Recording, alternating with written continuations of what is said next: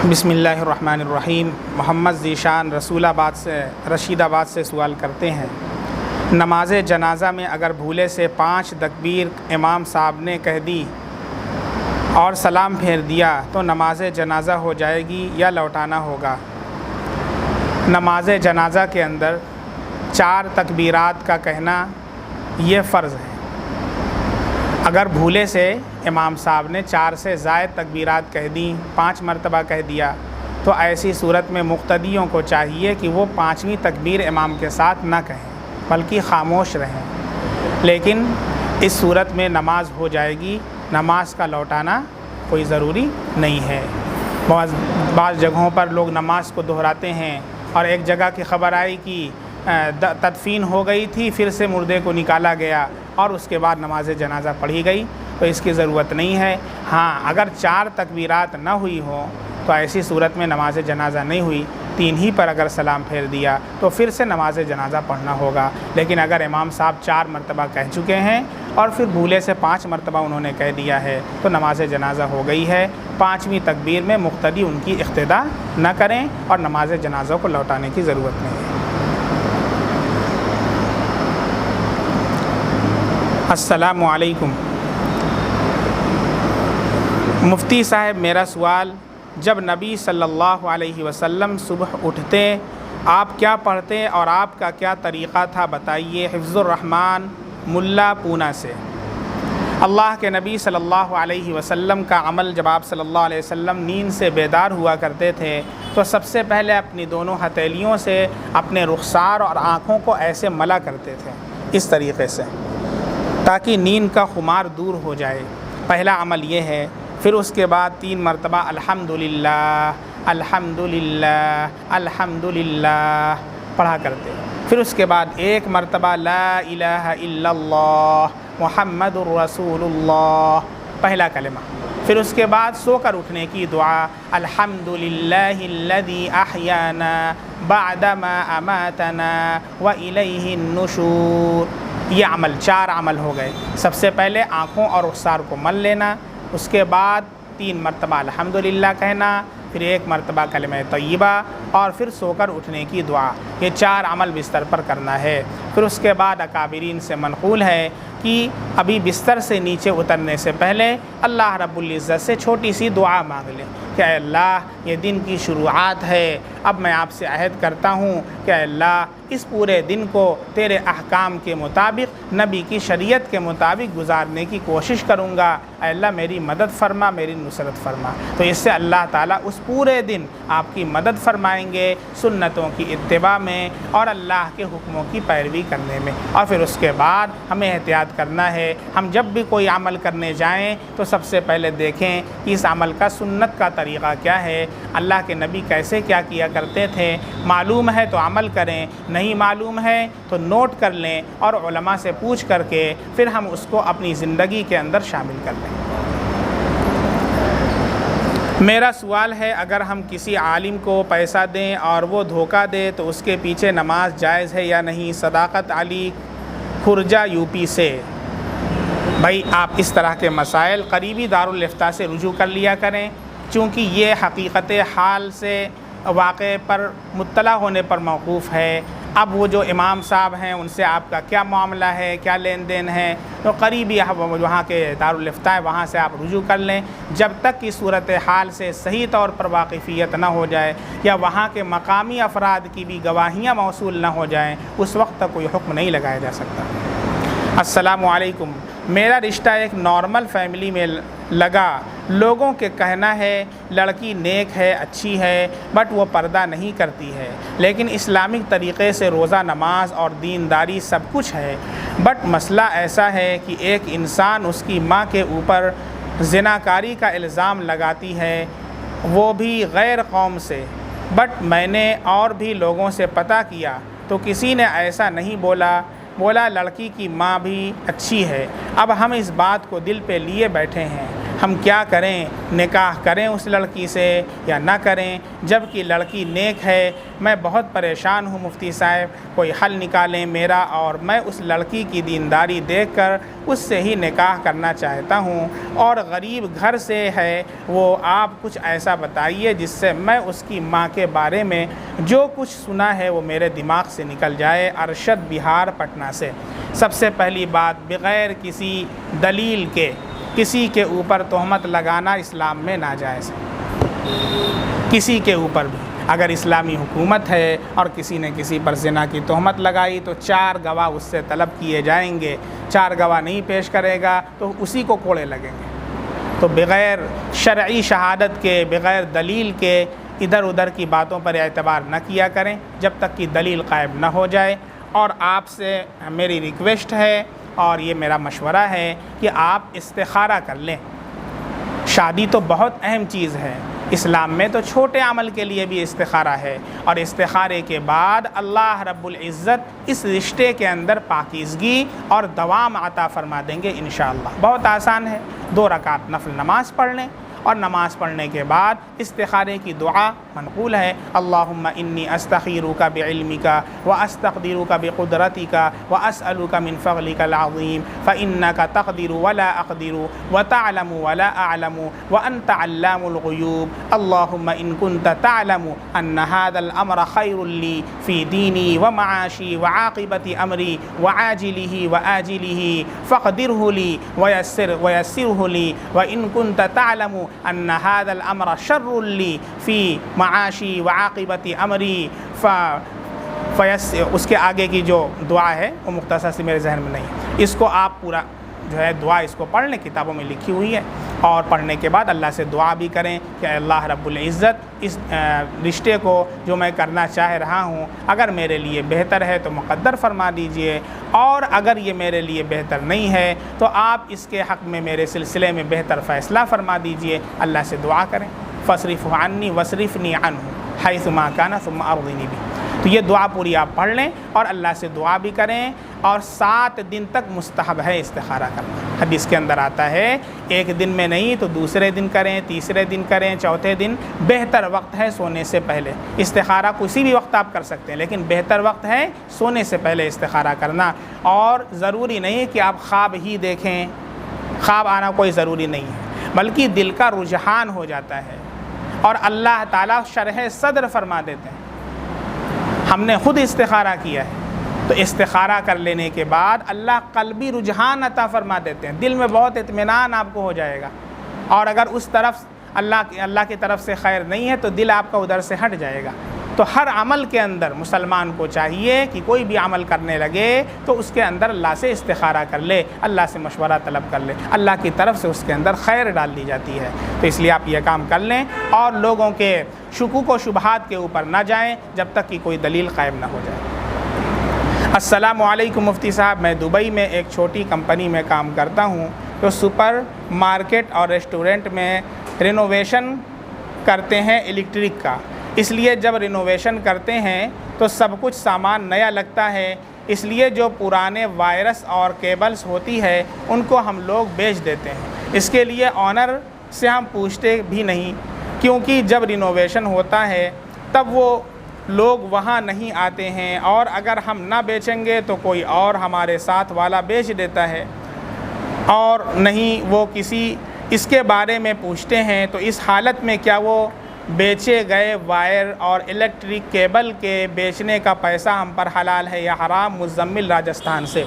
آپ جس مکان کے اندر بھی رینوویشن کا کام کرتے ہیں اس کا جو پہلے کا سامان ہے وہ اس کا مکان جو مالک ہے وہ اسی کی ملکیت ہے، بغیر اس کی اجازت کے اس سامان کو بیچ دینا یا اس میں تصرف کرنا یہ جائز نہیں ہے، اس لیے آپ ان سے اجازت لیں۔ کوئی دوسرا ایسا کام کرتا ہے تو آپ کے لیے کرنا اس لیے جائز نہیں ہو جائے گا کہ فلاں بھی چوری کرتا ہے تو ہم بھی کر لیں، فلاں تو زنا کرتا ہے تو ہم بھی کر لیں۔ تو یہ کوئی دلیل نہیں ہے، جو کوئی کر رہا ہے وہ غلط کر رہا ہے۔ ان کو بھی چاہیے آپ ان کو بھی سمجھائیں کہ آپ مکان مالک سے اجازت لے لیں، ان سے پوچھ لیں کہ بھائی آپ کا یہ سامان ہے، آپ کے لائق نہیں، ہم لوگ اس کو بیچ کر کے ہم اس سے کچھ منافع حاصل کر لیں۔ اگر وہ اجازت دے دیتے ہیں تو آپ بیچ سکتے ہیں، نہیں اجازت ہے تو پھر وہ ان کی ملکیت ہے، اسے آپ کا بیچنا درست نہیں ہے۔ अस्सलामु अलैकुम, अगर कोई मोमिन जानबूझ कर कबीरा गुनाह करने का इरादा कर ले और फिर वो ये कबीरा गुनाह ये सोच के कर भी ले कि बाद में अल्लाह से तौबा कर लेंगे, फिर उसको वो कबीरा गुनाह करने के बाद दिल से अफसोस हो और अल्लाह से तौबा करना चाहे, तो क्या अल्लाह उसकी इस तौबा को कबूल फरमाएंगे, जबकि उसने वो गुनाह जानबूझकर किया और वो बहुत ही कबीरा गुनाह है जिसका खुलासा मैं करना नहीं चाहता हूँ, सिर्फ अल्लाह ही जानता है मेरे उस गुनाह को। अली मुरादाबाद से।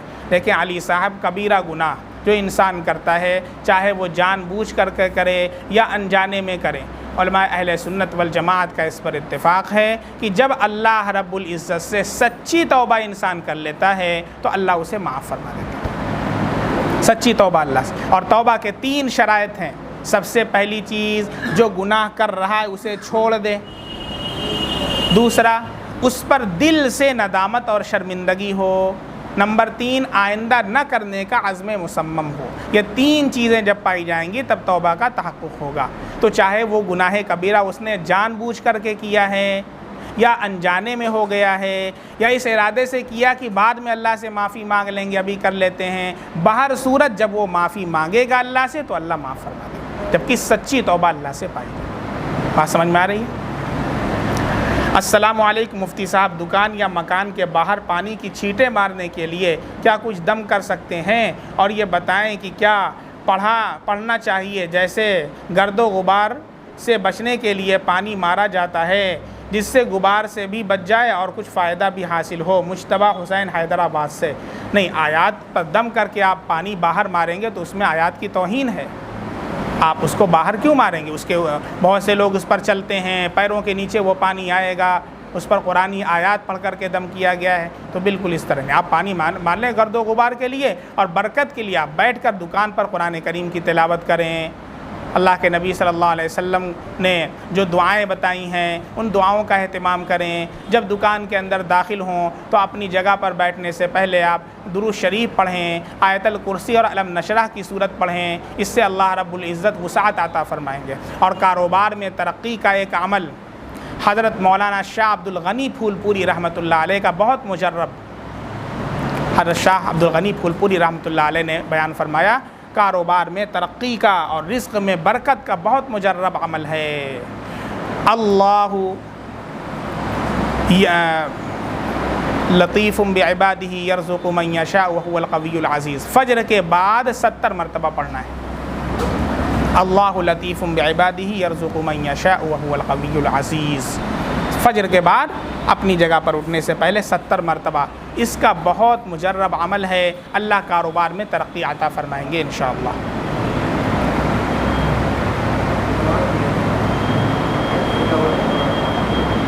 मस्जिद में बात करना, ज़ोर से बात करना, अल्लाह की बात को छोड़ कर करना कैसा है?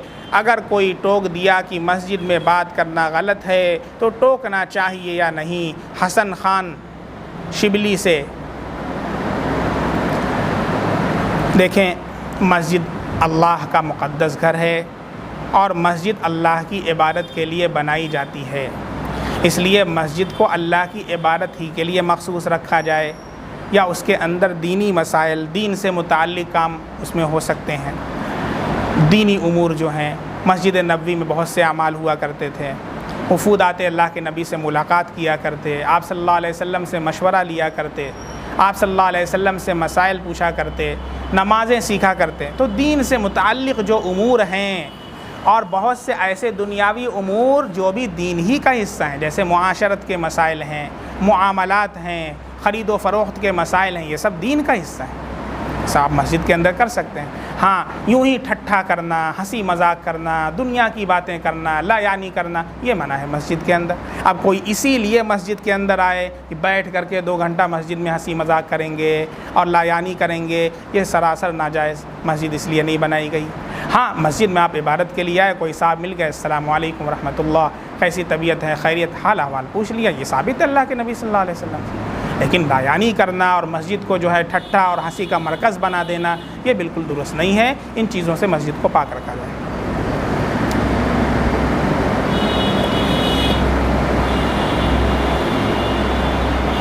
اگر جمعہ سے پہلے 4 سنت نہیں پڑھا تو کیا پڑھنا ضروری ہے؟ الطاف یمنا نگر جگدھاری ہریانہ سے۔ جی، جمعہ سے پہلے 4 رکعت سنت مؤکدہ ہے، اگر نہ پڑھا ہو، چھوٹ جائے تو ایسی صورت میں جمعہ کے بعد جو سنتیں ہیں اس کے پڑھنے کے بعد اسے پڑھ لے، اور اگر کسی نے اس سے پہلے بھی پڑھ لیا یعنی جمعہ کے فوراً بعد وہ پہلے سنت کی قضا کر لیا اور پھر اس کے بعد جمعہ کے بعد کی سنتیں پڑھا تو اس طرح بھی درست ہے دونوں، لیکن اسے پڑھ لے اور اس کا معمول نہ بنائے۔ ہاں کبھی ایسا ہو جائے چھوٹ جائے تو ہر جمعہ کو ایسا معمول نہ بنائے کہ ہر جمعہ کو سنت چھوڑ دے۔ بھینس کی بٹ کھانا جائز ہے یا نہیں؟ آفرین جونپور سے۔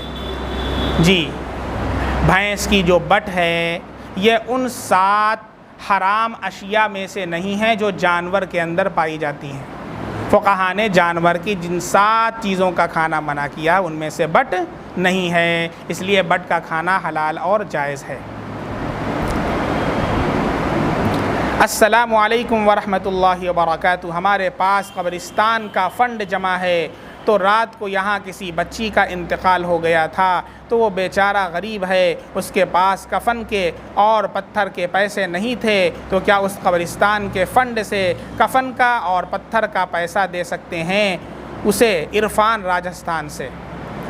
عرفان صاحب، سب سے پہلے تو اس کی وضاحت ضروری ہے کہ جو قبرستان کا فنڈ ہے وہ کس لیے ہے، اس کے مقاصد میں کیا چیزیں ہیں؟ کیا اس کے مقاصد میں صرف یہ ہے کہ قبرستان کی باؤنڈری بنوانا ایسا کہ عام طور پر ہوتا ہے، یا قبرستان میں کوئی قبر جو ہے وہ دھس جائے تو اس پر مٹی ڈلوانا؟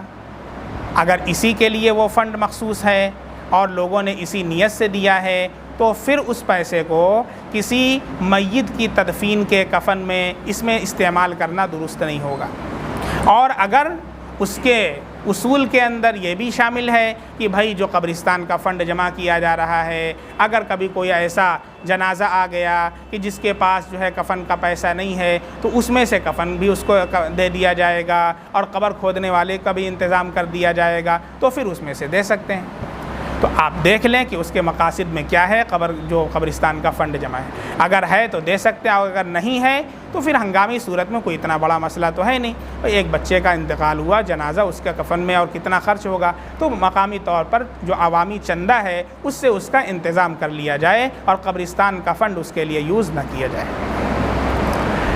میری بیوی کا افیئر ہے، اس کے میکے میں نے اتنے پر بھی صبر کیا اور اس کو معاف کیا، پر اگر اس نے مجھ سے یا میں نے اسے قرآن شریف پر ہاتھ رکھ کر قسم کھلایا کہ اب اس راستے کو چھوڑ دے، یعنی غیر مرد کے ساتھ ہم بستری کیا، تو میں قسم کھاتی ہوں قرآن کریم کی نہیں کروں گی، اور پھر اگر قسم کھا کر بھی اس نے غیر آدمی سے ہم بستری کی تو اس کا عذاب کیا ہوگا؟ محمد رئیس باغوان جلگاؤں سے۔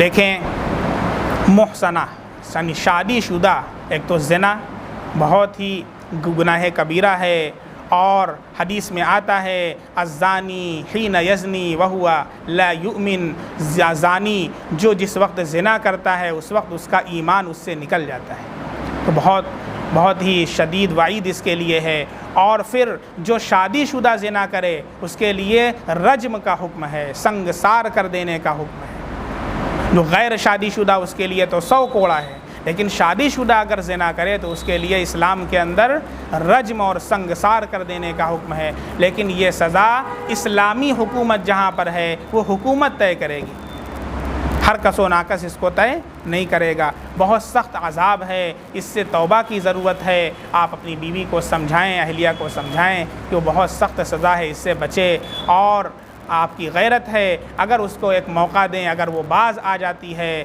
اور سمجھانے سے اللہ سے توبہ کر لیتی ہے اور اس مرد سے بالکل اپنے تعلق کو قطع کر لیتی ہے، ختم کر لیتی ہے، بہت اچھی بات ہے، نہیں تو پھر آپ اپنے گھر والوں سے مشورہ کر کے آپ جو ڈیسیزن لینا چاہیں لے سکتے ہیں، آپ کو اس کا حق ہے۔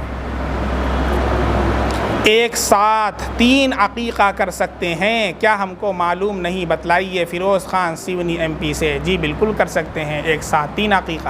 ایک جانور ہے اس میں 7 حصے، بڑے جانور میں 7 حصے ہوتے ہیں، تو اگر آپ نے بڑا جانور لیا ہے تو اس کے اندر 3 عقیقہ کر سکتے ہیں، اور بلکہ لڑکی اگر ہے تو ایک لڑکی کا 1 حصہ ہوتا ہے تو اس میں 7 عقیقہ ہو جائے گا۔ لڑکا ہے، ایک لڑکے کے لیے 2 حصہ یا 2 بکرا یا افضل ہے، تو آپ اس میں 2 حصے اگر لیں تو 2 2 4 2 6 3 حصہ 3 بچوں کا ہو جائے گا، اور 1 حصہ بچا ایک لڑکی کا ہو جائے گا۔ تو اس لیے آپ 1 سے زائد بھی عقیقہ کر سکتے ہیں، کوئی حرج نہیں۔ اسی طریقے سے عقیقہ اور قربانی دونوں بھی ایک ساتھ کرنا چاہیں ایک ہی جانور میں تو وہ بھی کر سکتے ہیں، کچھ حصہ عقیقے کا ہے کچھ حصہ قربانی کا ہے تو بھی کر سکتے ہیں۔ رکوع میں سبحان ربی العظیم یا سبحان ربی العظیم پڑھتے ہیں، اور سجدے میں سبحان ربی الاعلیٰ یا سبحان ربی الاعلیٰ پڑھتے ہیں۔ آصف یوپی سے سبحان ربی العظیم کیا پڑھیں گے؟ سبحان ربی العظیم۔ با کے نیچے جو زیر ہے اسے معروف پڑھنا ہے، مجہول نہیں پڑھنا ہے۔ ربیل تو با زیر بی یہ معروف ہے، اور رب یہ مجہول ہے، تو معروف پڑھنا ہے، مجہول آواز سے بچنا ہے، مجہول پڑھنا مکروہ ہے۔ اس لیے کیسے پڑھیں گے؟ سبحان ربی العظیم، اور سجدے میں سبحان ربی الاعلیٰ، ربیل نہیں ربی الاعلیٰ۔ بات سمجھ میں آ گئی؟